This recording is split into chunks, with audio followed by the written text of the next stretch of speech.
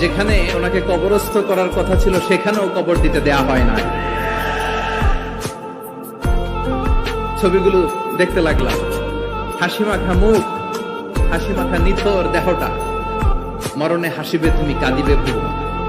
From east two West, from north two south, the entire globe, গোটা বিশ্ব ওনার জন্য কেঁদেছে, গোটা বিশ্ব কেঁদেছে। কাবার গিলাফ ধরে ধরে মানুষ চিৎকার করেছে।